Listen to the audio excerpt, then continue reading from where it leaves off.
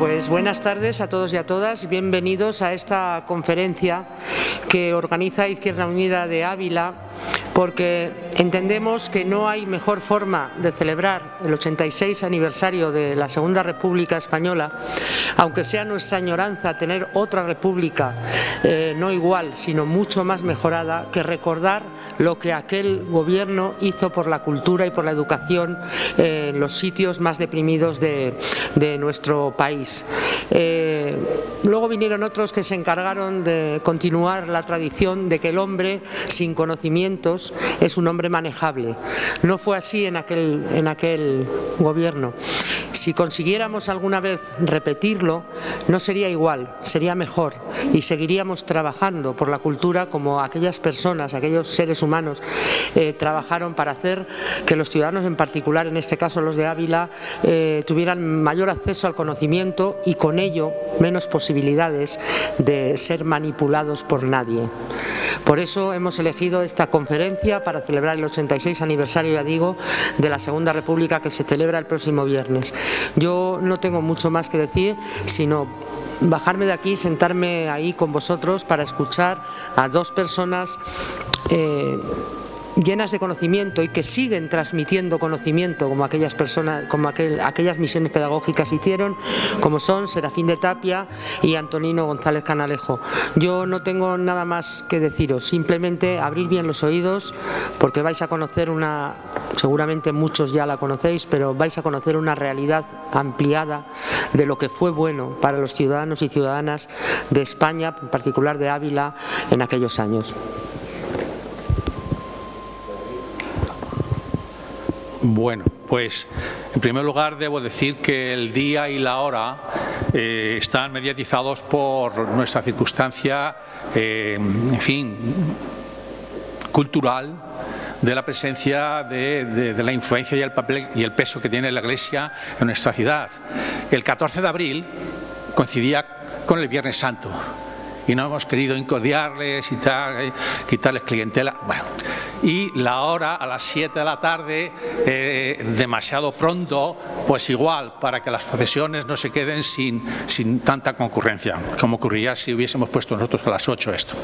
Bien, en todo caso, esto es un poquito de explicación y de broma.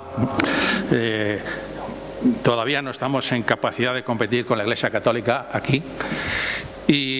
Pero en todo caso, como decía Monse Barcenilla, pues hoy contamos con un conferenciante de lujo, es un compañero, Antonino González Canalejo, y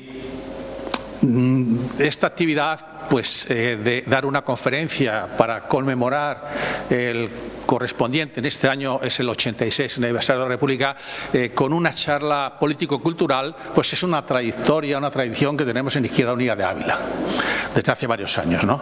En este caso, la peculiaridad de la charla es que versará sobre un ámbito social infrecuente en nuestro mundo, que es el ámbito rural.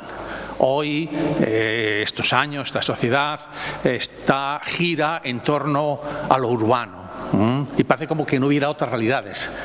Sin embargo, la paradoja es que, al menos en esta provincia sin duda, claro, está echando antes las cuentas, el 67% de los abulenses viven en zonas rurales y tan solo el 33% en la ciudad. Bueno, así que está justificada la elección del tema, porque vamos a hablar de una actividad de la República dirigida al sector rural.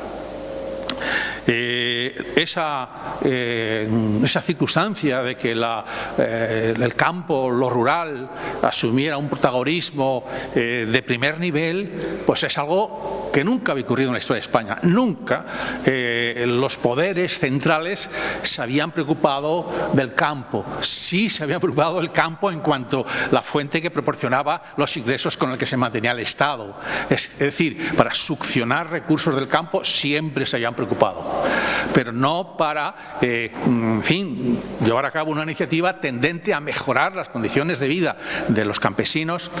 Y naturalmente hay que decir que la República en esta actitud, bueno, sí, era generosa, pero también actuó de forma interesada, porque ellos sabían perfectamente, ellos, es decir, nuestros compañeros republicanos, sabían que el grueso de quienes habían apoyado el advenimiento de la República estaba en las ciudades y que en las pobladísimas todavía zonas rurales la población tenía en general estaba sojuzgada por la influencia de los caciques, de la Iglesia, etcétera, que no hacían nada para cambiar una situación objetiva que era definitiva, y es que nada menos que el 70% de los hombres del campo eran analfabetos y las mujeres mucho más. Claro, con esa situación difícilmente se podía hacer o llevar a cabo o reforzar un proyecto tan innovador como el que la República pretendía llevar a cabo. De manera que la atención que se le presta al campo era para, en fin, debilitar el lastre que hubiera podido significar ese sector a las iniciativas modernizadoras de la República. Las misiones pedagógicas y su significado os lo va a explicar perfectamente Antonino, no quiero decir mucho más, pero sí quiero decir unas palabras sobre su persona, porque no es de Ávila ciudad, sino de El Barco de Ávila. Antonino es una de las primeras personas que conocí yo cuando llegué el año 75 aquí a la ciudad. Lo conocí a través de su padre, que también se llamaba Antonino González Rodilla. Sí. El segundo apellido de su padre es Rodilla, el segundo de él es Canalejo. Bien, pues Antonino González Rodilla y un servidor tuvimos la fortuna de formar parte de la candidatura que el Partido Comunista de España presentó en las primeras elecciones democráticas de 1977. Debo aprovechar la ocasión ineludiblemente para recordar que ayer, 9 de abril, se cumplieron 40 años de un paso imprescindible y básico para la consolidación o la presencia de la democracia en nuestro país, que fue la legalización del Partido Comunista de España. Bien, Antonino y un servidor y Serafín de Tapia pues íbamos segundo y tercero respectivamente en la papeleta. No salió él, no salió yo, tampoco salió nuestro cabezalista Carlos Sáenz Santamaría.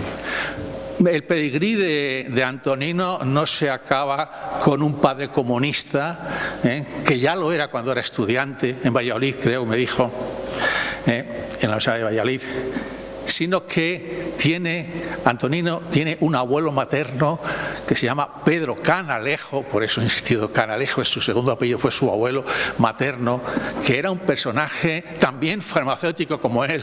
Él es ha sido el farmacéutico de Barco y su abuelo también.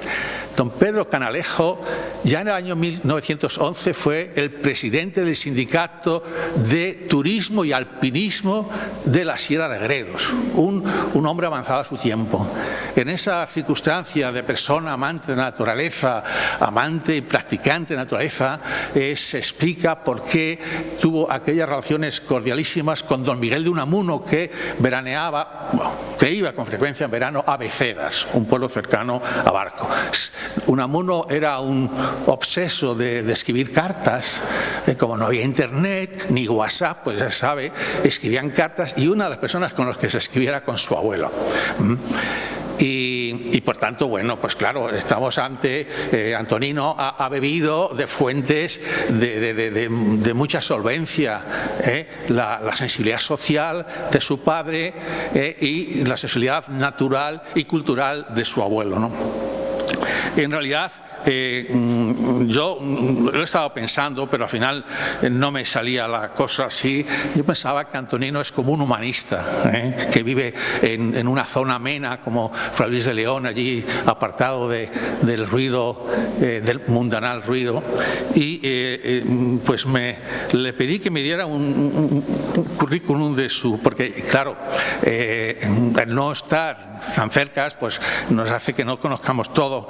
Entonces yo he visto su currículum y lo he sintetizado en que ha sido una persona que ha vivido muy metido en su entorno, y que esto le ha permitido hacer 3 cosas: conocerlo muy bien, vivirlo a tope, que se dice ahora, y también intentar transformarlo en la medida en que él haya podido. A estas 3 acciones, vivir, disfrutar y mejorar, pues ha dedicado su vida, que se encuentran reflejadas en este espesísimo currículum que yo no voy a leeros, pero sí que he puesto unas en lo de conocer. Tiene, desde el año 80, desarrolló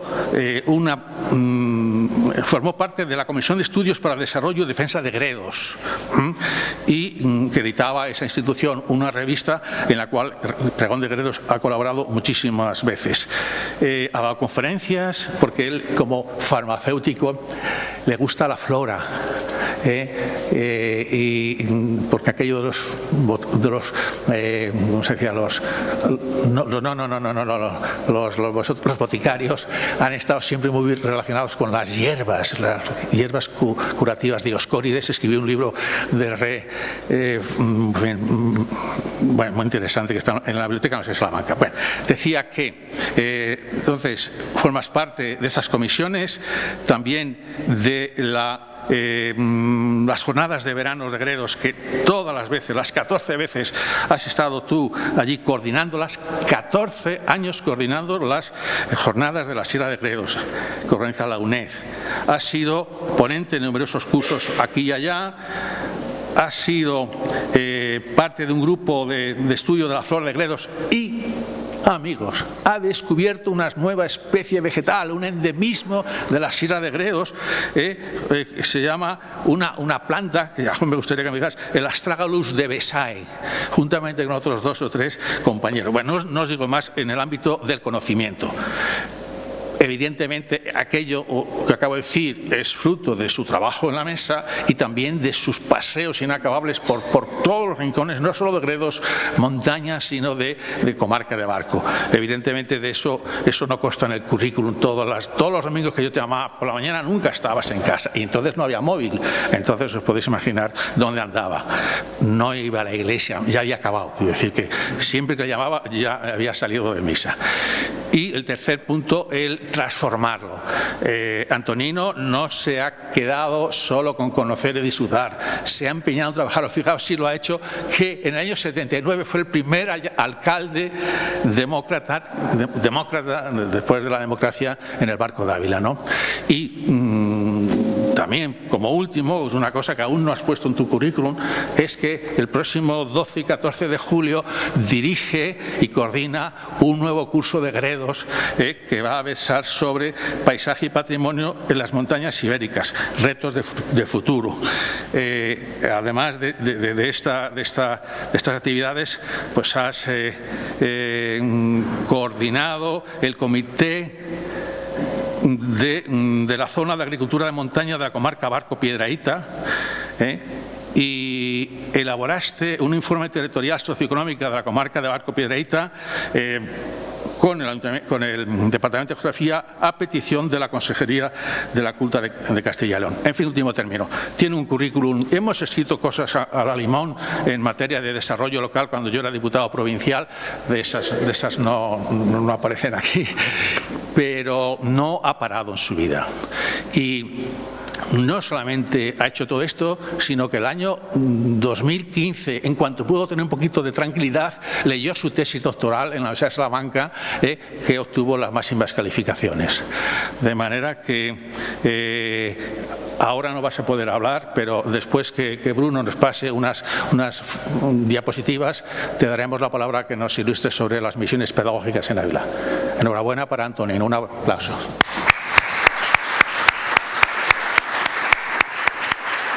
Nos quedamos aquí.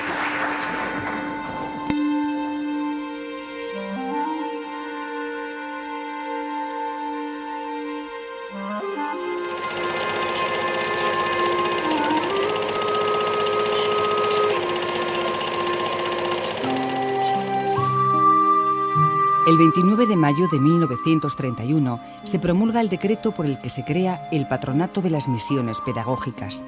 En él se establece el objetivo de llevar a las poblaciones rurales el aliento del progreso y los medios de participar en él, en sus estímulos morales y en los ejemplos del avance universal, de modo que los pueblos todos de España, aún los apartados, participen en las ventajas y goces nobles reservados a los urbanos. En general, las misiones procedían de personas que las pedían, de las provincias, ¿no? Por regla general, inspectores de segunda enseñanza, ¿no? Del Ministerio de Educación, algún alcalde, algún político, alguien enterado se ponía en contacto con misiones, y cuando ya estaba todo convenido, pues entonces ya entrábamos nosotros en juego, ¿no?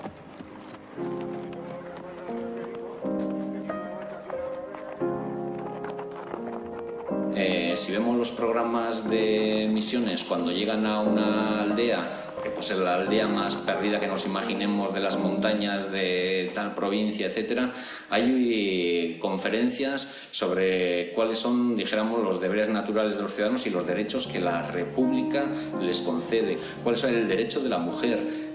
No sé, hay muchas cuestiones, dijéramos, también de aspectos sociales que no van a ser olvidadas en las misiones pedagógicas. Era, dijéramos, todo lo que se saliera de los muy estrechos ámbitos académicos, como decía Cosío, todo lo demás, todo lo que está fuera de estos estrechos límites.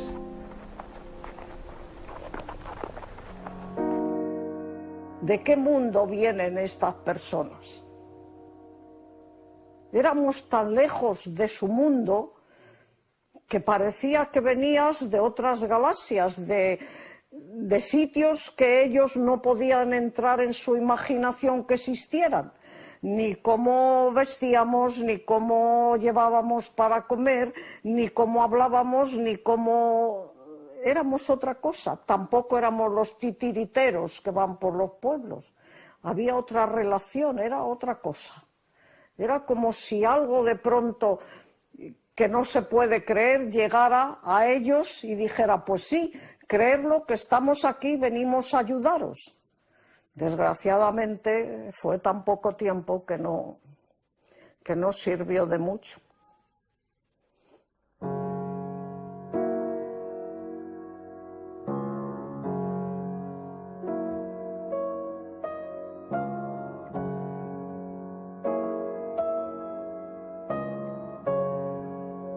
Las misiones pedagógicas fueron creadas por la Segunda República para llevar cultura, entretenimiento y progreso al mundo rural.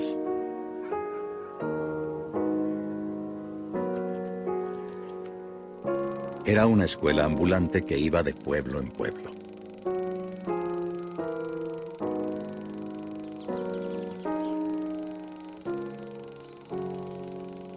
Algo tan aparentemente sencillo como llevar cultura a los pueblos se convirtió en una de las acciones más luminosas y emblemáticas del primer gobierno republicano.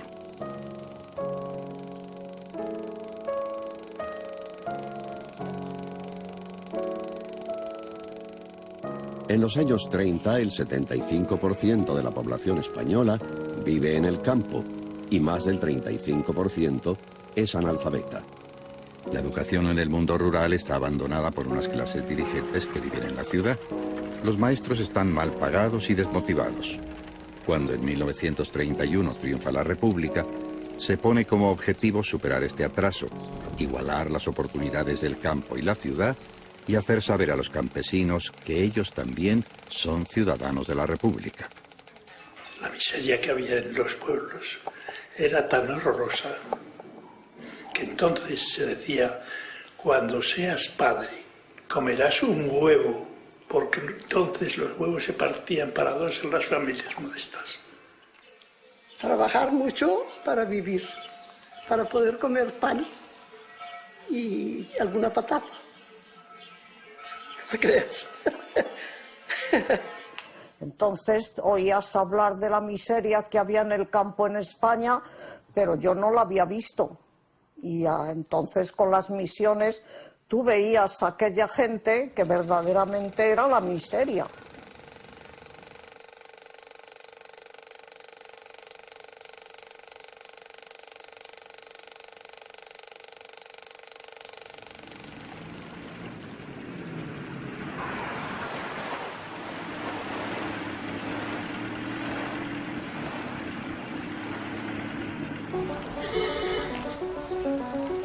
Aunque sean analfabetos, los habitantes de la ciudad tienen la posibilidad de recibir una visión más amplia del mundo a través de la radio, los periódicos, los anuncios, el cine o los escaparates.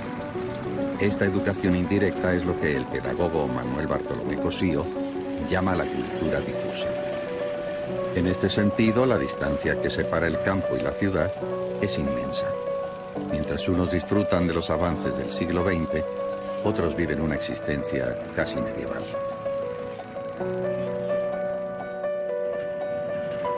El gobierno republicano quiere tender puentes entre estos dos mundos. Para esto se crean las misiones pedagógicas, para que el campo, a través del cine, la música, el teatro o los libros, sea partícipe de esa cultura difusa que disfruta la ciudad.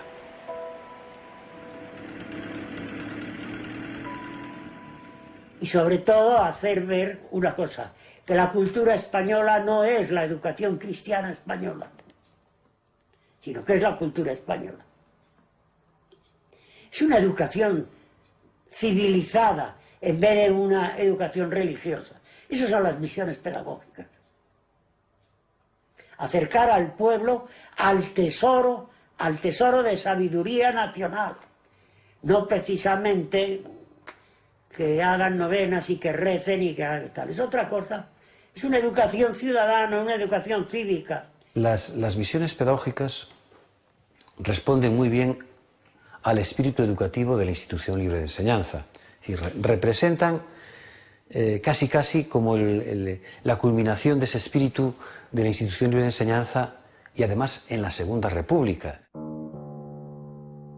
Francisco Girer de los Ríos y otros profesores universitarios fundaron a finales del siglo XIX la Institución Libre de Enseñanza, también conocida como la ILE. Su intención era modernizar España, reformando y mejorando la educación en todos sus niveles. Pero no hay que olvidar el movimiento, el interés por la educación de los grupos anarquistas. No hay que olvidar el interés por la educación también del Partido Socialista, a través de las casas del pueblo, o de la Escuela Nueva, por ejemplo, que funda Núñez de Arenas.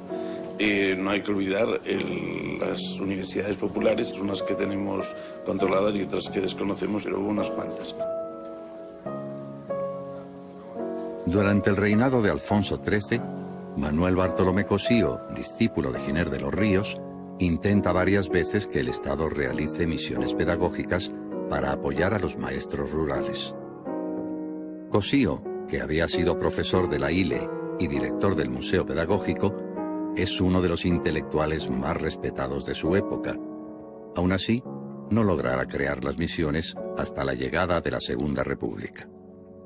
Las misiones, por su parte, ¿no?, como tales misiones eran extraordinarias, personalmente para nosotros era extraordinaria nuestra vida junto a los campesinos, a los niños, a esos pueblos olvidados, a esos sitios donde no había llegado nada de nada, ¿no?, de que, como he dicho antes, que nacían, vivían y morían sin salir de allá.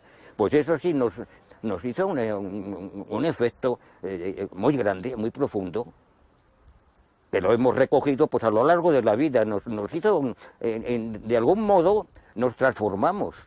También nosotros nos enriquecimos mucho con la experiencia esa.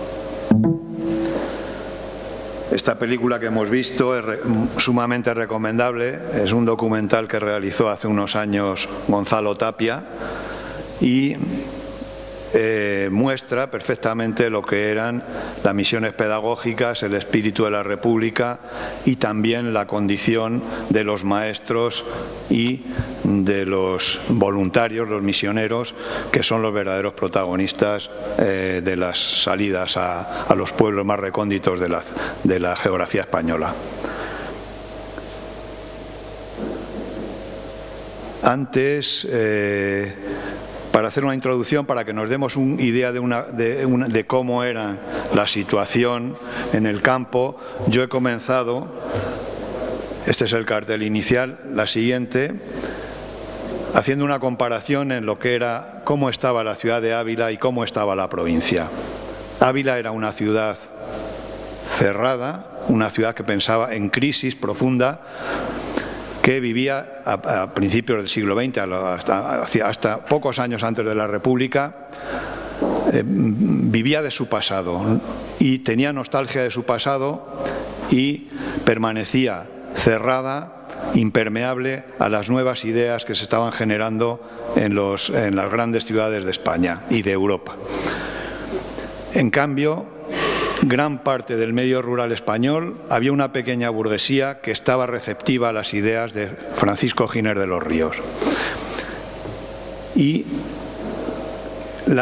hay una especie de enfrentamiento que se polariza en los medios de comunicación. En el Diario de Ávila, que defiende la concepción tradicional de la educación sobre todo, en tanto en La Meseta, que es el órgano del Centro Abulense en Madrid, defiende las ideas renovadoras que se están desarrollando en la sociedad española y que propugnan cambios sociales importantes. Y el enfrentamiento, porque en Ávila se defiende, el poder de la Iglesia es muy fuerte, tiene el monopolio de la educación y sigue defendiendo el catecismo. Ese enfrentamiento se produce como consecuencia del centenario de la muerte de uno de los grandes pedagogos europeos, que es Pestalozzi, un profesor suizo que propugna la renovación de la escuela y que eso choca con las concepciones eclesiásticas.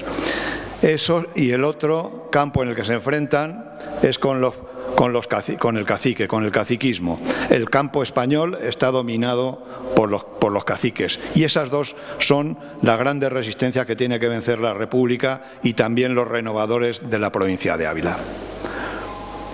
Estos renovadores que lo que tratan de poner en práctica son las ideas, el pensamiento de Francisco Giner de los Ríos, como hemos visto, fundador de la Institución Libre de Enseñanza, que es una escuela privada, laica, que defiende la libertad de cátedra y que va a conseguir a lo largo de todo el tercio del siglo XX, antes de la República, formar una serie de personajes, de cuadros, de maestros, que serán los que ocupen, cuando llega la República al poder, los puestos claves y serán los que lleven a efecto la revolución cultural que suponen las misiones pedagógicas.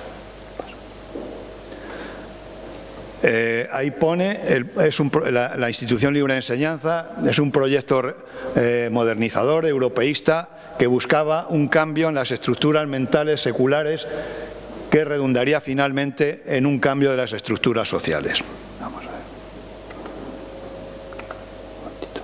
Pasa a la siguiente.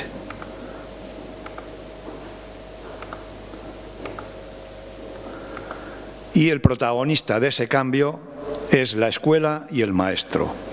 Y aquí esta es un párrafo que escribió un maestro de Barco de Ávila que tuvo un protagonismo fundamental en esta historia. En el año 1918, en un periódico local de Barco de Ávila, escribía en Renovación, escribía lo siguiente: la escuela del pueblo no es un edificio, no es un local cerrado, no es un lugar determinado. La escuela del pueblo es el campo, la ciudad, la calle, el libro, el teatro, el periódico, el mitin, allí donde la cultura reine. Cuando los gobiernos españoles se preocupen algo más de la enseñanza popular, cuando el pueblo no deje en las plazas de toros 300 millones y en las iglesias 48 millones de pesetas anuales, cuando el maestro esté dignificado en lo que vale, será cuando el pueblo español dé señales de querer despertar del marasmo en que se haya sumido. El maestro tiene la obligación moral de inculcar al campesino ideas nobles, hacerle que destierre de una vez para siempre la aversión que tiene a la lectura y hacerle leer, leer mucho hasta quedarse ciego, que más vale ser ciego de la vista que ser ciego de inteligencia. El maestro tiene en su poder la regeneración de la patria. Esto es el resumen del ideario de Francisco Giner de los Ríos y lo que quieren llevar a efecto todos los institucionistas y las misiones pedagógicas. En la presentación se ha visto la desigualdad entre el campo y la ciudad. A lo largo de todo el siglo, de los 30 años primeros del siglo XX, se ha producido un movimiento en la sociedad española que solo ha afectado a las ciudades. Ha habido un movimiento formativo a través de una serie de grupos sociales, como pueden ser los escritores del 98, como pueden ser los regeneracionistas de Joaquín Costa, la Escuela Nueva de Núñez de Arenas, la Liga de Educación Política de Ortega y Gasset, la Generación del 27, que han culturalizado, han educado de alguna manera la ciudad y han roto la barrera que nos separaba de Europa. Eso ha sucedido en la ciudad y ha afectado fundamentalmente a las clases populares, pero en el campo permanece absolutamente olvidado, permanece en manos de los caciques y de la Iglesia, porque los intereses que defendía la legislación beneficiaban a los grupos de poder de las ciudades y la educación era adecuada para los grupos de la burguesía, para los intereses de la burguesía. Entonces, la educación popular antes de la República era memorística, estaba en manos de la Iglesia y dogmática. Y lo que va a hacer las misiones pedagógicas, aplicando el espíritu de Giner de los Ríos, es la reivindicación de la formación del carácter, los valores morales y la personalidad de los alumnos. Es decir, le va a dar otra dimensión a la pedagogía y a la educación y va a convertir a los súbditos que pueblan el medio rural en ciudadanos.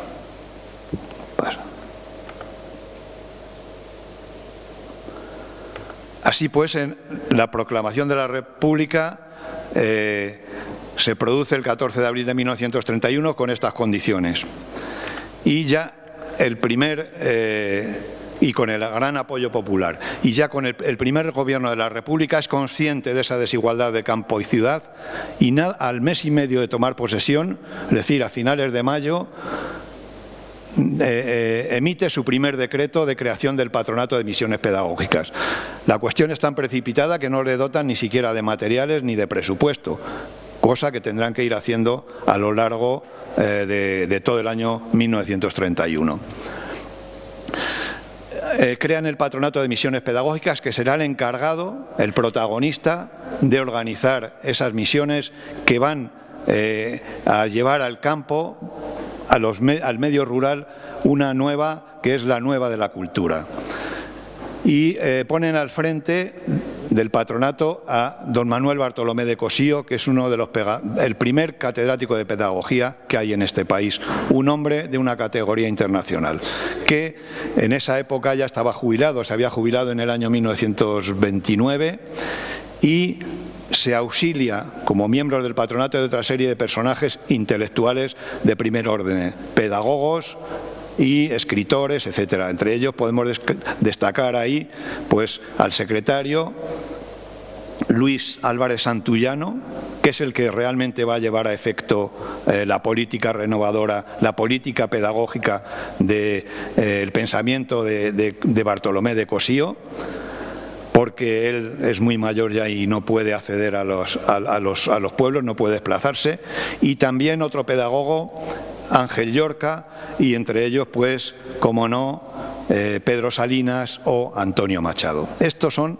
las personas responsables del Patronato de Misiones, que será el que ponga en funcionamiento todo el proyecto. Pasamos, perdón, están ahí. Manuel Bartolomé de Cossío, como he dicho, es uno de los íntimos colaboradores de Giner de los Ríos en materia de pedagogía, desde el primer momento que se funda la Institución Libre de Enseñanza. Por cierto, hay ahora en Madrid, en la sede de la Institución Libre de Enseñanza, una exposición interesantísima sobre este personaje, sobre Cossío, y que viene a mostrar sobre todo su percepción por la pintura, por el arte, por las artes plásticas. Manuel Bartolomé de Cossío fue quien puso en valor al Greco, que era considerado un pintor más, y le dio la dimensión universal de que hoy goza. Pues, como digo, Cossío además fue un hombre que colaboró con la República y por eso mereció el título de ciudadano de honor de la República. Solo hubo 2 ciudadanos de honor de la República, Cossío y Unamuno. A Unamuno se la retiraron por sus duras críticas y por sus veleidades con el principio del movimiento nacional. Como hemos dicho, quienes llevarán a efecto la política pues serán este trío, serán Santullano y Ángel Llorca, fundamentalmente auxiliados de los restos de los miembros del patronato. Las misiones pedagógicas constituyen una empresa original. Es algo que no se había realizado nunca, a pesar de que, como hemos oído en ese documental, Bartolomé de Cossío, desde su puesto en el Museo Pedagógico, cuya oposición había ganado hacía muchísimos años, venía insistiendo a todos los gobiernos del siglo XX la necesidad de ir al campo, de alfabetizar el campo. Pero claro, los gobiernos monárquicos conocían la idea de Bartolomé de Cossío, pero no tenían la voluntad política de aplicarla. Tiene que llegar la República para que para que las misiones pedagógicas sean un hecho. También es una misión arriesgada porque no se sabe lo que va a pasar. No se sabe lo que va a pasar, qué recibimiento se va a tener, teniendo en cuenta las grandes losas que pesan, que dominan el campo, los caciques y la Iglesia. Es una empresa colectiva, participan los maestros y participan también los misioneros, de los que hablaremos después. Y solidaria. Solidaria porque estos participantes no cobran dinero, van gratuitamente empleando sus vacaciones y su tiempo libre a conocer y a llevar al medio rural sus ideas y a intercambiar con las personas del medio rural las conversaciones y la cultura que unos y otros atesoran. Y está sobre todo imbuida de un modo diferente de entender la cultura. Cossío es el creador del concepto ese que nos han dicho aquí, que es la cultura difusa. Es la cultura que permite una serie de conocimientos que no se obtienen a través de la escuela, sino que se obtienen en la calle, en la sociedad, a través de la prensa, a través de los conciertos, a través del cine, a través del teatro. Esa cultura la ha alcanzado ya el medio urbano,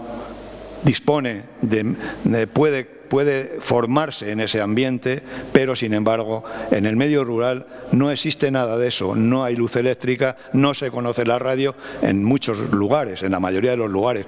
El cine no ha llegado jamás y eso es lo que va a aportar las misiones pedagógicas como elemento revolucionario del medio rural. Y es una experiencia en la que el corazón era también sede de la inteligencia.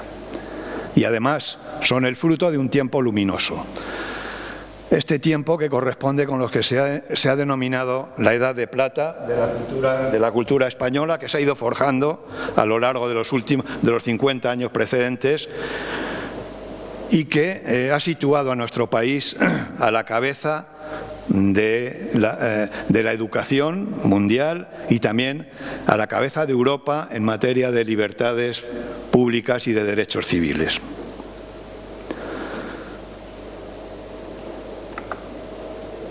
Los objetivos que se marcan las misiones pedagógicas son, primero, conseguir una escuela obligatoria y acabar con el analfabetismo y la marginalidad. Establecer la justicia social que equipare a los hombres del medio rural con los de las ciudades y a las mujeres con los hombres. Fomentar la solidaridad y la conciencia social y crear ciudadanía. Crear ciudadanía para transformar el país y lograr un país más justo, más feliz y más democrático. Las misiones pedagógicas no dependen del gobierno, dependen del gobierno, no de la ILE. Hay muchos autores que confunden a la Institución Libre de Enseñanza y la hacen responsable de las misiones pedagógicas. No es así. La Institución Libre de Enseñanza solo forma cuadros, forma personas. Ahora, esas personas ocupan cargos, ocupan puestos donde pueden decidir, y con la ayuda del gobierno republicano, con la ayuda que les negó la monarquía, pueden ejercer esa función revolucionaria y renovadora. No sustituyen a la escuela tampoco, sino que la complementan. El maestro es el introductor y el colaborador necesario, porque es el único que conoce el medio rural. En aquella época los pueblecitos estaban a años luz de las ciudades. Apenas iba nadie a los pueblos, no se conocía, no había referencias. Quien da la pauta y la orientación de la misión es el maestro, porque está viviendo en el medio rural y conoce perfectamente las necesidades. Las misiones pedagógicas duran hasta 1936. A partir de 1936 son sustituidas por otros instrumentos de la cultura popular que se denominan las milicias de la cultura y que tienen como objetivo los frentes, los hospitales, los cuarteles, las guarderías, los centros políticos y los sindicales, pero que beben también del mismo sitio. Pasa. Aquí tenemos las misiones pedagógicas que se dieron en Ávila. No están todas, porque hay un problema a la hora de contabilizar los lugares y los sitios. El patronato publicó en el 1934 una memoria, pero en el año 35 y en el año 36 las derechas que gobernaban la República trataron de boicotear la labor de las misiones pedagógicas y ni siquiera publicaron, hicieron memorias de las actividades que se habían desarrollado. Incluso recortaron drásticamente el presupuesto, cosa que vemos que es la habitual medida de la derecha cuando no tienen mayorías o cuando quieren vaciar de contenido leyes aprobadas, como podemos decir de la memoria histórica en nuestros días. Bueno, pues ahí tenéis. Las misiones pedagógicas se iniciaron en Aillón. La primera misión pedagógica que se inició fue en Aillón en la Navidad del año 31, con una proyección cinematográfica en un pueblo que carecía de luz eléctrica. A Ávila empezarán a venir a constituirse las misiones a partir del año 32. Y ahí tenemos quizás las más importantes, las de Cebreros y Navahondilla en mayo, donde colaboran los maestros Lucía Uceda y Maximiliano Jiménez, maestros de Ávila, y un estudiante, Antonio Sánchez Barbudo, que es uno de los personajes más implicados en las labores pedagógicas, en las labores de promoción de las misiones pedagógicas. En julio recorren casi todo el Alberche, en todos esos pueblos, y hay pues siempre un referente educativo, que en este caso es un inspector de primaria, Alejandro Rodríguez. Hay también un profesor de la normal y varios maestros, entre ellos los dos anteriores, y luego Hilario Palacios, un tal Vegas, otro llamado Maroto, y Quiliano Blanco, que es uno de los grandes personajes de esta provincia, puesto que publicó un libro que servía de lectura en las escuelas, un libro que es una maravilla para todos los niños que puedan leerlo, y que define y que describe perfectamente todo nuestro medio natural, el medio rural abulense. De allí, de Burgondo, pues pasaron a Navalgordo, y ahí se incorporaron pues Alfonso Barea, Luis Cernuda, el escritor, el gran escritor Luis Cernuda, y la periodista Margarita Andiano, que recorrieron estos caminos de la sierra pues a lomos de mulas y por caminos tan difíciles que en un momento determinado se cruzan con un arriero que viene en dirección contraria, y la mula de Margarita Andiano, que se pone nerviosa, tiene que salirse del camino para permitir el paso. Después hay otras misiones en el Hornillo y en el Arenal en marzo de 1933, donde Sánchez Barbudo vuelve a ser protagonista. En abril de 1933 recorren la zona limítrofe con Segovia, Aldea-Vieja, Ojosalvos, Blascoeles, también con otros inspectores de primaria y maestros. En diciembre van a los lugares apartados de Gavilanes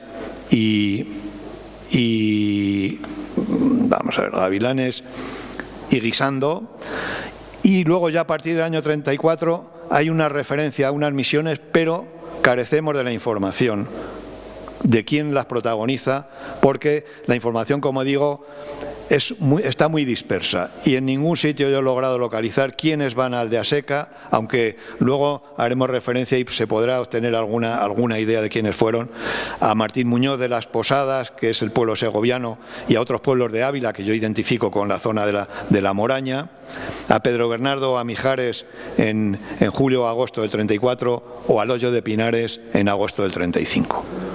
Estas son las principales misiones. Son misiones, digamos, directas, que organiza directamente el patronato. Luego hay otras misiones delegadas que llevan a cabo desde la propia provincia a través de las inspecciones provinciales de primera enseñanza. Pero estas son las más importantes. Los misioneros, pues, aparte de las personalidades que están representadas en el patronato, pues hay gente de una cultura indudable. Hay intelectuales, escritores, estudiantes, gente del pueblo como Agapito Marazuela, músico, Alejandro Casona, escritor y dramaturgo, María Zambrano, filósofa, en fin, todos conocemos más o menos a cada una de estas personas. He sacado estos nombres porque hubo casi 600, más de 500 misioneros se prestaron a colaborar con las misiones pedagógicas. Y estos quizás son los de mayor renombre, pero todos tienen un mérito indudable. Por ejemplo, aquí en la siguiente vemos a María Zambrano con Luis Cernuda en una foto que no sabemos en qué pueblecito será. Pasamos a la siguiente. Eran, como he dicho, los misioneros intelectuales, estudiantes y jóvenes de la ciudad. Muchos de ellos estaban reclutados de los cuadros que se habían formado, de la gente que había estudiado en la institución libre de enseñanza. Ellos fueron a los que primero llaman para pedir su colaboración. Son gente que tiene que mantener una actitud sencilla, abierta y no dogmática para diferenciarse de la enseñanza oficial, de la educación oficial. Son gente que tiene que integrarse en el pueblo, que tiene que tener una conducta irreprochable y prudente, que tienen que mostrar un interés desinteresado. Su objetivo es intercambiar conocimientos y experiencias. La misiones pedagógicas no es un movimiento solo de ida, es un movimiento de ida y vuelta. Los misioneros aprenden la cultura popular, el folclore, todo eso que se ignoraba en la ciudad y que, sin embargo, formaba parte de la vida de los pueblos. Tienen que vencer la resistencia de los caciques y de la Iglesia, que con este movimiento temen perder su influencia política dentro de los pueblos y dentro del medio rural, que es quien les permite estar en el poder, quien les permite estar representándose a sí mismos en el Parlamento. Y también promocionar la cultura difusa, eso que hemos definido antes.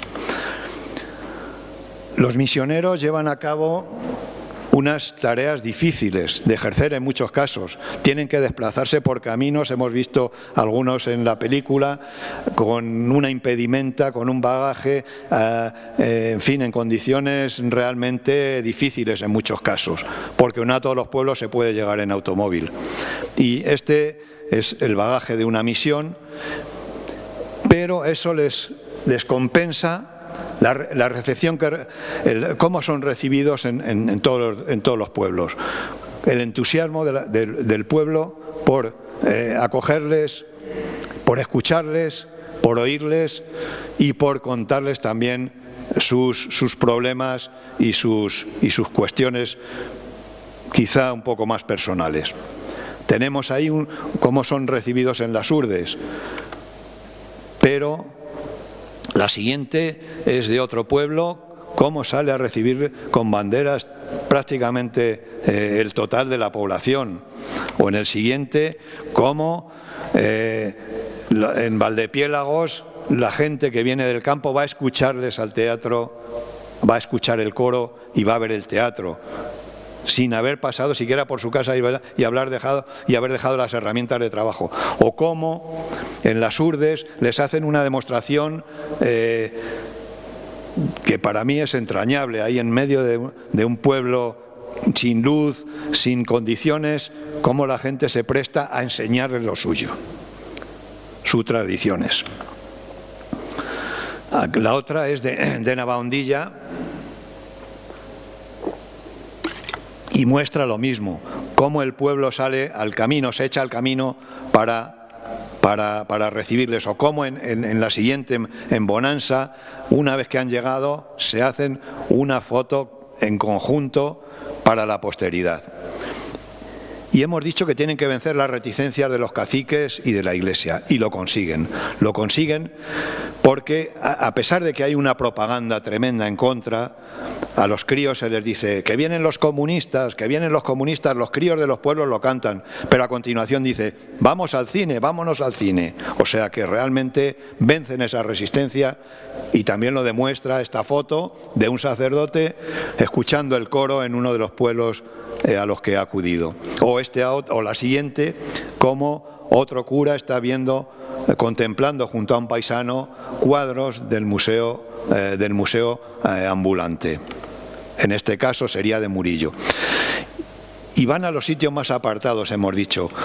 Por ejemplo, tenemos esta foto que está tomada en la Sierra de Madrid y dedican una especial atención a los niños.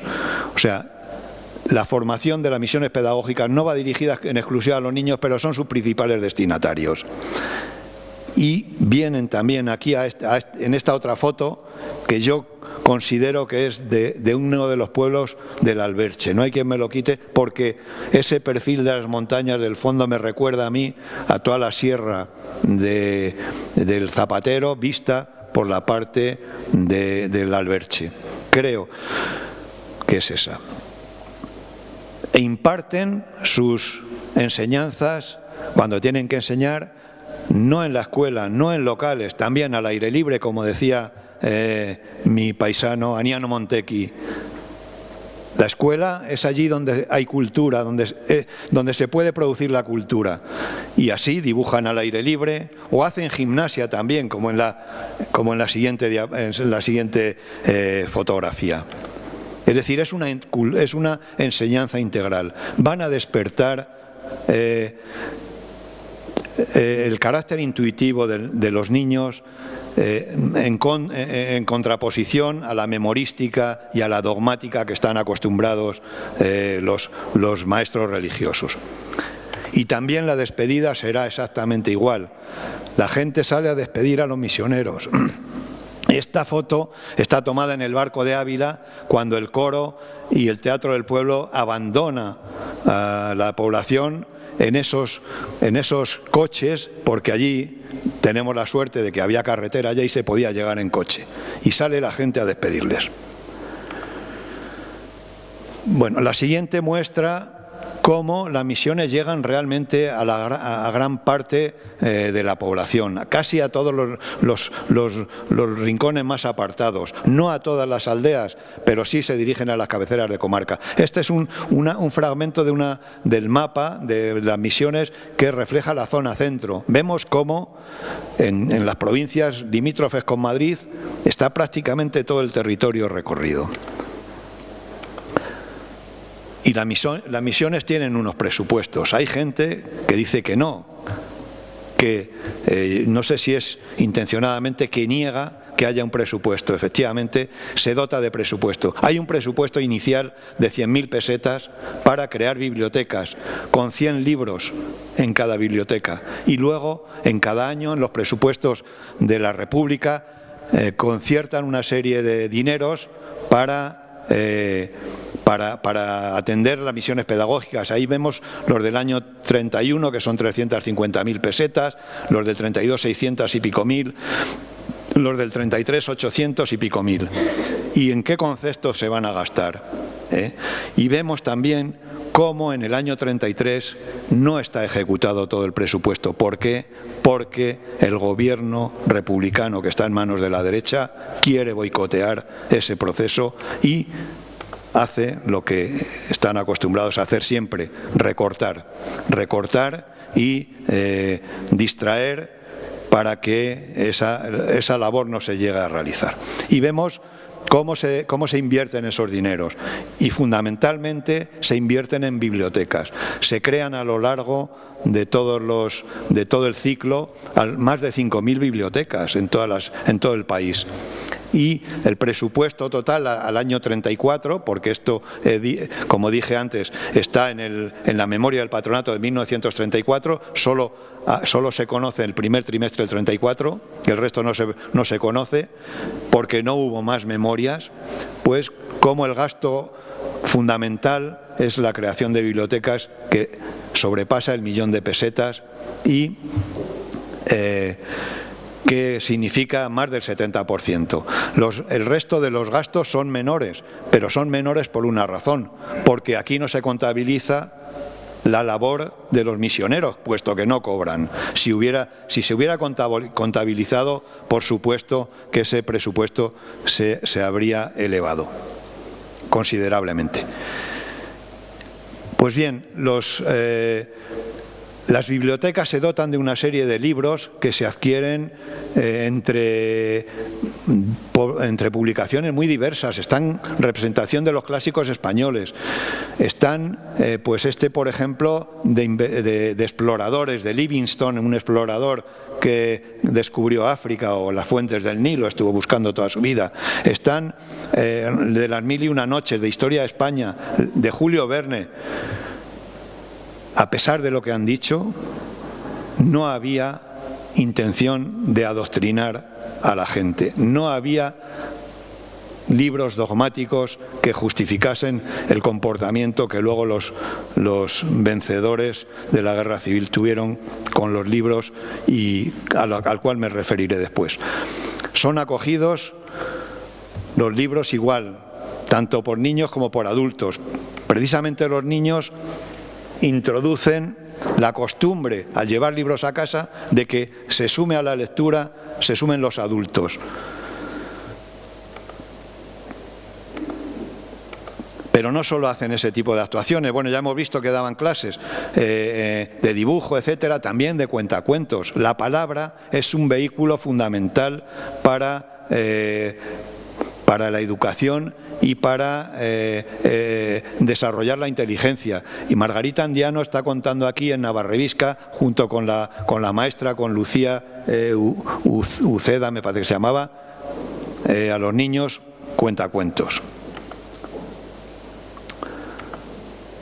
Juan Vicens de la Llave es un personaje que es el supervisor de las bibliotecas y en el que tiene la colaboración de la lingüista María Moliner, ella desde la retaguardia. Juan Vicens de la Llave es un hombre muy interesante, era un hombre que veraneaba en Becedas y casó con una persona de allí y pasaba muchos años en Becedas, y el golpe militar lo cogió en Becedas y pudo trasladarse fuera porque terminó sus días en Francia. Aquí tenemos una imagen, un cuadro de las bibliotecas creadas hasta abril de 1934 en Ávila, porque son los datos que podemos manejar fidedignamente. En Ávila se crearon en el año 32 30 bibliotecas, en el año 33 20 y en el primer trimestre del año 34 5, del total que se refleja ahí, y que supusieron en el país, como he dicho, más de 5.000 bibliotecas. El número de lecturas no tiene precedente. Esta es la mayor campaña que se ha hecho jamás en este país, la mayor campaña de lectura. Se obtienen casi 500.000 de lectores y un número total de lecturas que sobrepasa los 2 millones.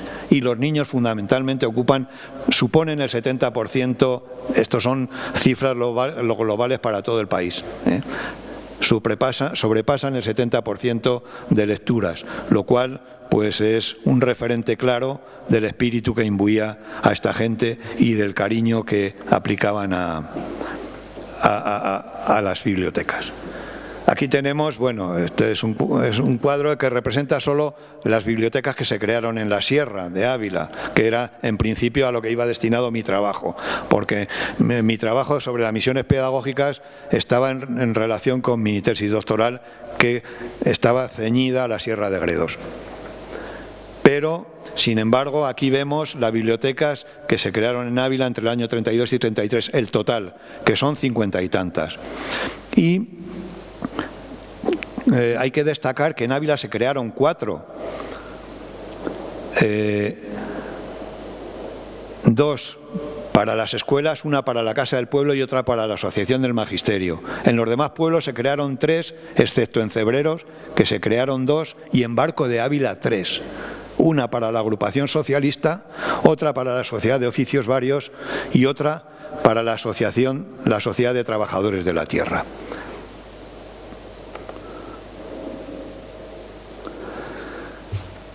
Pasamos y hay que comentar lo que hicieron los vencedores con las bibliotecas.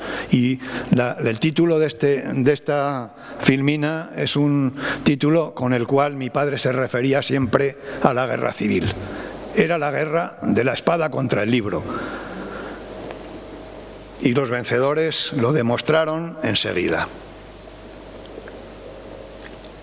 Nada más sublevarse, la Junta de Defensa Nacional dicta el 4 de septiembre de 1936 un decreto de incautación y destrucción de libros en bibliotecas y escuelas. Muchas de ellas eran quemadas. Pero en el año 38, la orden de jefatura de primera enseñanza, hay una orden de la jefatura de primera enseñanza del gobierno franquista que ordena la retirada de libros, arguyendo que carecen de calidad pedagógica. Tienen la desfachatez de dirigirse a toda esta serie de personas intelectuales, pedagogos reconocidos en el mundo, y decir que son un bluff, que no tienen categoría. Bueno, y finalmente la medida definitiva ya es una vez que han vencido, consiguen la extinción práctica del Museo Pedagógico, sustituyéndolo por un instituto de San José de Calasanz, que, bueno, pues ya sabemos todos a lo que se refería. Hay testimonios, y yo quiero leer un testimonio que narra el cronista de los fascistas, de los sublevados del Barco de Ávila, en un libro que se titula El Movimiento Nacional del Barco de Ávila, datos para la historia, de la muerte de Calvo Sotelo a la toma de Madrid, y que está publicado en agosto en 1936. O sea que es inmediato a cómo se iban desarrollando los acontecimientos. Y este señor dice: eran las 3 de la tarde y en el cuadro magnífico de la Plaza Mayor aún ardían los últimos papelotes o libretos que las tropas quemaban en montón informe tras el registro practicado en la Casa del Pueblo de la localidad. No quedará un rojo, manifestaban los soldados mientras dirigían su mirada a las cenizas humeantes de aquellos libros o documentos que parecían siniestros. Es un episodio que recoge también Andrés Sorel en su novela La noche que fui traicionada, que se desarrolla en la localidad de Barco de Ávila. Tenemos pruebas de ello, o sea, no es una fanfarronada del cronista, hay una prueba evidente y definitiva de que efectivamente esos hechos sucedieron. Y la proporciona este oficio del comandante de la Guardia Civil de Barco de Ávila, fechado ya después, aunque pone ahí el 20 de septiembre de 1929, año de la victoria, hay un error evidente porque es el 20 de septiembre de 1939, que dice que a los efectos prevenidos en su superior escrito de la sección de archivos y bibliotecas de ese Ministerio de Educación Nacional de fecha de julio pasado, honróme en informar a usted que los archivos municipales, judicial y parroquial, así como el de protocolos del registro de la propiedad y bibliotecas fundadas por el Patronato de Misiones de la de la región a que hace referencia mentado escrito se hallan en perfecto estado, no ocurriendo, bueno, no sé. Bueno, el caso es que dice que se han quemado las bibliotecas correspondientes a la agrupación socialista, a la de trabajadores de la tierra y a la de artesanos. Hay más testimonios, concretamente hay un testimonio oral que yo he recogido de un señor que es médico que procede de Umbrías, médico que es actualmente el sillón número 1 de la Real Academia de Medicina. Por lo tanto, su testimonio es de apreciar. Y este hombre cuenta que su padre iba por las noches cuando estaban quemando los libros y recogía aquellos que podían utilizarse todavía y que se los leía a sus hijos de vez en cuando. Y a Pedro Sánchez, al médico, le tocó leer y recoger una biografía de Darwin, y le llama la atención que su hijo diga en esa biografía de Darwin que Darwin es capaz de diferenciar una lectura de 15 minutos de otra lectura de 10 minutos. Dice, desde entonces mi padre me decía leer 5 minutos todos los días, una costumbre que yo he mantenido toda mi vida y a los cuales llamo los 5 minutos darwinianos. Eso sucedió en Umbrías, un pueblecito de la zona de Barco de Ávila. Pasamos. Bueno, juntamente con la palabra, lo que se promociona también es la sensibilidad por las artes, por todas las artes, por la sesión de música en el campo. Hay audiciones de música, hay coral, hay discos, y lo que se pretende es fomentar esa sensibilidad y hacer llegar la música culta al pueblo que es ignorante de todas esas ese patrimonio que constituyen los grandes músicos, Beethoven, pero también los españoles, los de la lírica, los del folclore, que jamás en su vida han tenido la oportunidad de escuchar. Y vemos cómo la gente se maravilla escuchando en torno a un gramófono, escuchando cómo salen las notas de un aparato extraño que jamás han visto, o cómo en la escuela se da una sesión, una audición también, y está todo el mundo absolutamente pendiente y gozoso de poder escuchar estas cuestiones que les están mostrando los misioneros.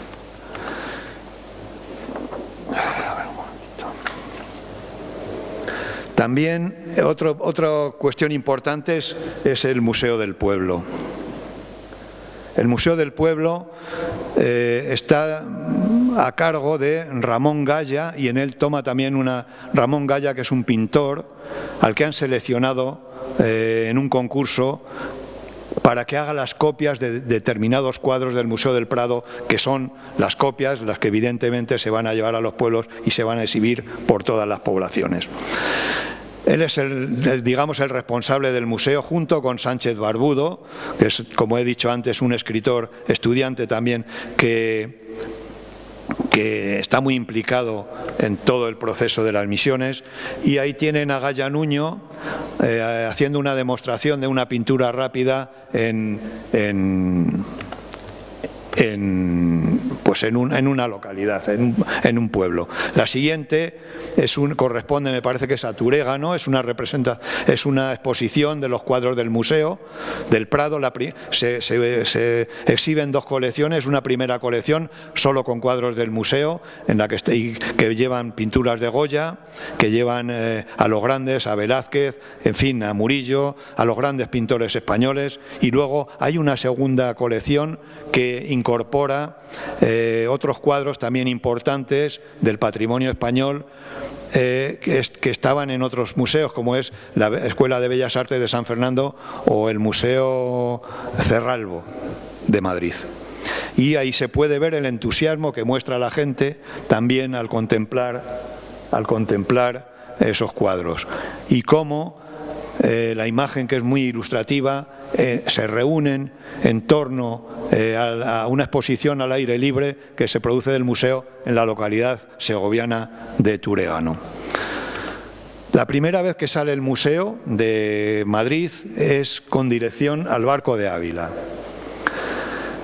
Y hay un periódico, el periódico Luz, que el 14 de octubre da la noticia. Dice: se ha constituido un museo ambulante formado por copias perfectas de los cuadros más destacados del arte español, organizado y dirigido por los miembros de las misiones pedagógicas. Hoy ha salido para Barco de Ávila, donde hará la primera exhibición. Y en la crónica destacada se refiere a la visita que hará el ministro a esa localidad. En Ávila la noticia se comenta de muy diferente forma. El Diario de Ávila lo publica camuflado dentro de un apartado que dice actos oficiales, y la publica ya el 17 de octubre, que es justamente el día en que se retiran los misioneros de Barco de Ávila. Y dice: ayer marchó a Arévalo con el fin de asistir a la inauguración del Colegio de Segunda Enseñanza subvencionado el gobernador civil, señor Gómez Ibáñez. En aquel acto hablaron este y el rector de la Universidad Central, señor Sánchez Albornoz.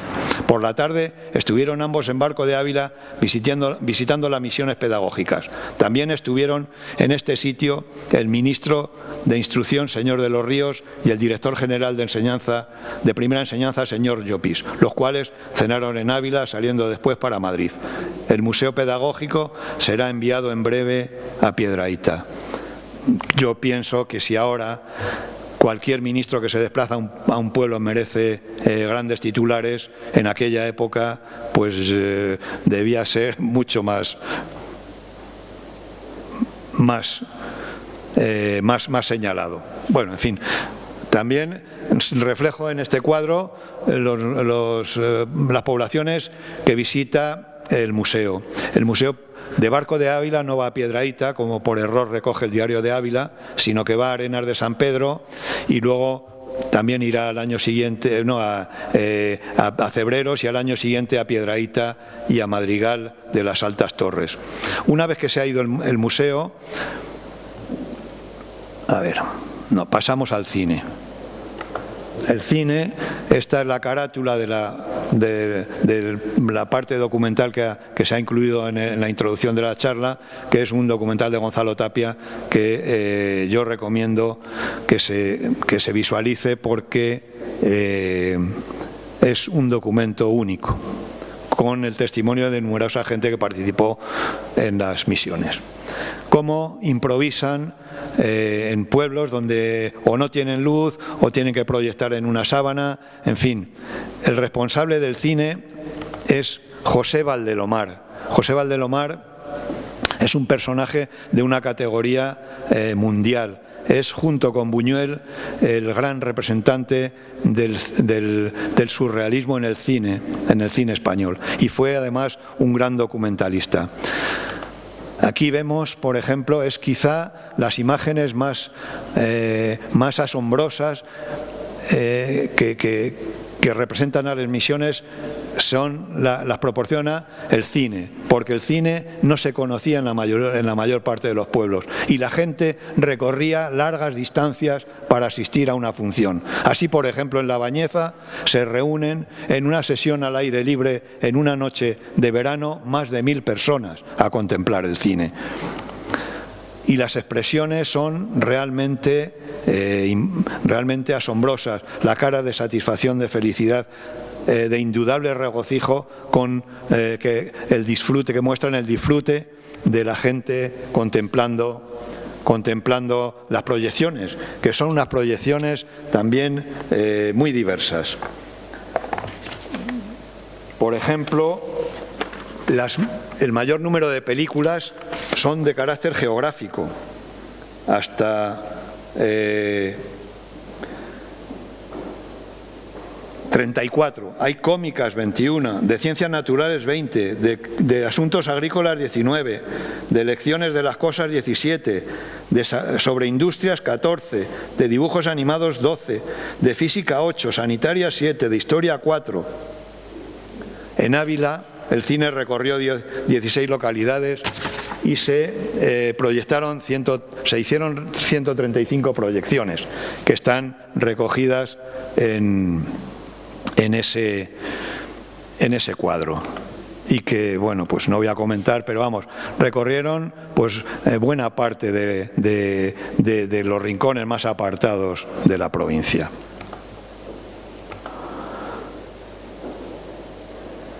Quizá la obra culminante de las misiones pedagógicas sea el teatro. El teatro es quizá una expresión, la expresión más compleja, la más difícil de representar, y la que seguramente debió impactar también de manera importante en las gentes que lo contemplaban. A cargo del teatro estuvo Alejandro Casona, un dramaturgo asturiano que recorrió buena parte de España y que tiene una categoría indudable dentro de las letras españolas. El recuerdo más grato y más hondo de los estudiantes, como ya lo repetí antes, lo dije antes creo, que de los estudiantes que acompañaban al teatro y al coro, pues son los de los Valles de Gredos. Quizá por la ingenuidad que se mostraba la gente, por la hospitalidad, por la proximidad que sentían estos estudiantes, es por lo que muchos de ellos lo recuerdan y lo escriben en sus obras que nos han llegado. Bueno, pasamos. Siempre había que improvisar. En unos casos se llevaban un equipo más o menos un equipo al uso de otros sitios, pero casi siempre había que improvisar. Por ejemplo, aquí vemos cómo el teatro está actuando, o el coro está actuando desde una camioneta donde se han montado la representación en Candelario. El siguiente. Y el siguiente procede, es una muestra del Teatro y Coro del Pueblo actuando en Gavilanes. Esta parece que es una foto, la siguiente, de Navahondilla, de esas que... El grupo y el Teatro y Coro del Pueblo visitó Gredos y visitó, yo creo que está hecha la foto en la Peña Histórica. Sabéis que la Peña Histórica es el lugar donde Falange, que lo cuenta también Andrés Sorel en una de sus obras, decidió tomar las armas y pasar a la acción directa, a aplicar lo que llamaban la dialéctica de los puños y las pistolas. Quizá por ello estuvieron allí, no sé si fue antes uno u otro, pero para mí me parece significativo el hecho de que la gente del coro y el teatro estuviera allí. Las actuaciones del coro que se produjeron en la provincia, de las que tenemos noticia, son en los pueblos importantes: en Barco de Ávila, en Cebreros, en Guisando, en Santa Cruz del Valle, Montbeltrán, San Esteban del Valle, Gavilanes, Ladrada, Peguerinos, El Barraco o San Juan de la Nava. Y esta corresponde al Barco de Ávila, un 14 de octubre, coincidiendo con la feria mayor. Bueno, la feria realmente había sido el día 13 y con la visita del ministro. Aquí podemos contemplar la actuación del coro, de la que disfrutan cientos de personas en la plaza del pueblo. Una fotografía para mí desde luego entrañable. Otra, ahí, a lo largo del periodo republicano se pusieron en marcha otras experiencias complementarias de misiones. No eran realmente misiones, sino eran grupos que querían llevar su visión de la cultura a otros pueblos. Ese es el caso de La Barraca. La Barraca de Lorca no pertenece a las misiones, es una iniciativa particular de Lorca, porque va dirigida a gente más cultivada y plantea cuestiones estéticas, cuestiones de escenografía, que no son los objetivos que tiene el Teatro de las Misiones, que es poner en valor a nuestros clásicos a base de entremeses, con obras sencillas, a base de entremeses, de pasos de rueda, etcétera. Y después esta es una, y la otra es la compañía El Búho de Max Aub, que también actuó por otras zonas de nuestra geografía. Aquí tenemos el complemento ideal también del teatro, que son el retablo de fantoches o guiñol, que se desplazan. Como la gente del teatro son numerosa y no pueden utilizar nada más que sus tiempo libre de vacaciones, pues hay sitios alejados a los que no puede ir el teatro. En ese caso se inventan el retablo de fantoches que con un número reducido de personas y con un escenario muy rudimentario o mucho menos complicado que el del teatro, pues puede acceder a todos los rincones más alejados de la península. Por ejemplo, esta es la primera representación que se hace en Malpica, en La Coruña. También recorren las zonas de la Sierra de León, etcétera. Tenemos que decir que el teatro, en principio, no estaba incluido, el coro y el teatro del pueblo no estaba incluido en el programa de misiones pedagógicas, que se incluye a petición de Antonio Machado y de Pedro Salinas. Son los que consideran conveniente y necesario que se conozca el teatro y que el teatro forme parte de las misiones que van a los pueblos. Y las últimas actividades son los cursos de formación. Los misioneros y sobre todo los maestros necesitan unas semanas pedagógicas de adaptación para ejercer su labor con las misiones pedagógicas. Y traigo aquí esta foto porque es una de las últimas que voy a reproducir, porque es una de las fotos también que tiene un significado especial. Corresponde a la Semana Pedagógica de Palencia de 1932, que está presidida por el ministro, sentado en el centro, señor de los Ríos, y detrás de él se encuentra uno de los grandes comprometidos con la formación de maestros y cuya labor ha sido muy bien reconocida en obras y narrada en obras de Adolfo Yáñez o de Marimar González de la Peña. Este maestro, Daniel González Linacero,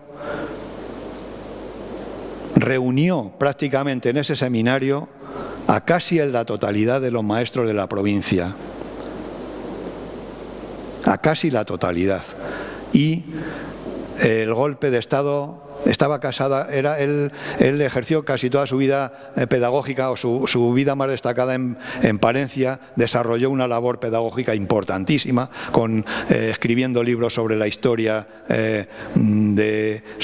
española, que eran leídos, que eran utilizados como textos en las escuelas. Casó con una mujer de Arévalo y allí le sorprendió el golpe de Estado y rápidamente un grupo de falangistas y un cura le hicieron preso y le asesinaron.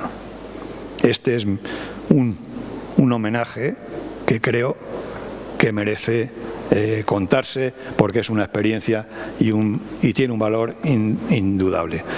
Y quiero referirme a otros dos maestros para mostrar mi reconocimiento y mi solidaridad con todo el magisterio español y con todos los misioneros que participaron en las misiones pedagógicas que organizó el gobierno republicano.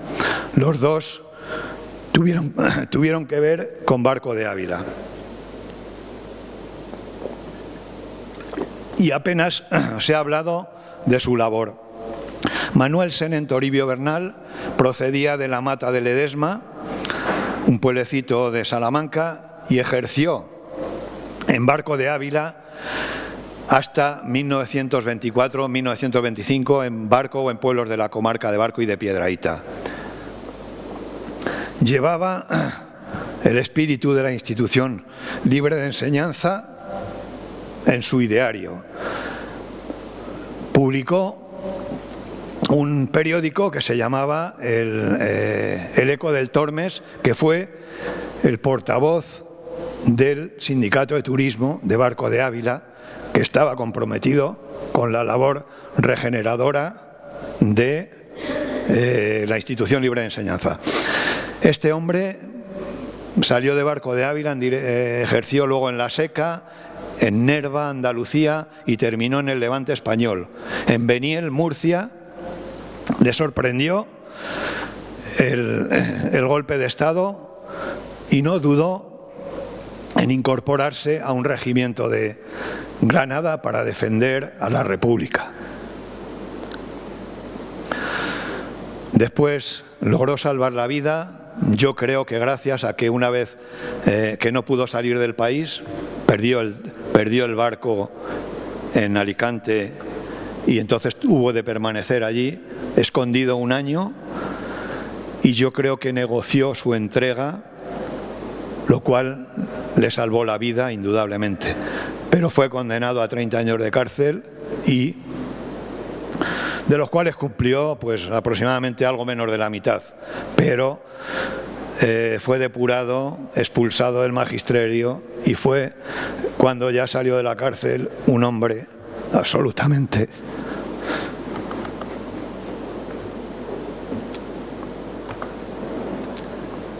derrotado.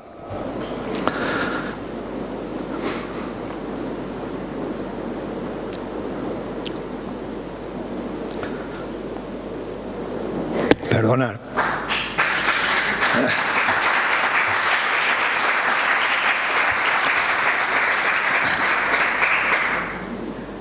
El otro es Aniano Montechi, maestro, ejerció en Ávila y fue director de La Meseta, de Renovación, y dio su vida en el frente. Nada más. Bueno, y finalmente muestro mi solidaridad con todos los republicanos con esta foto del Comité de Barco de Ávila.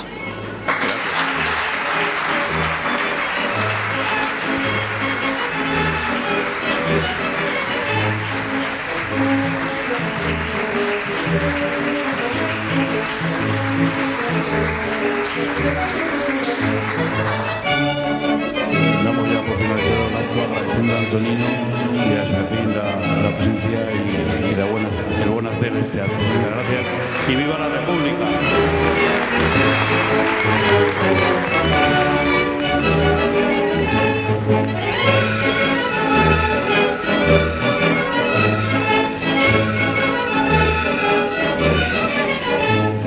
Serenos y alegres, valientes y osados, cantemos soldados el himno a la lid de nuestros lamentos que el orbe se admire y en nosotros miren los hijos del Cid.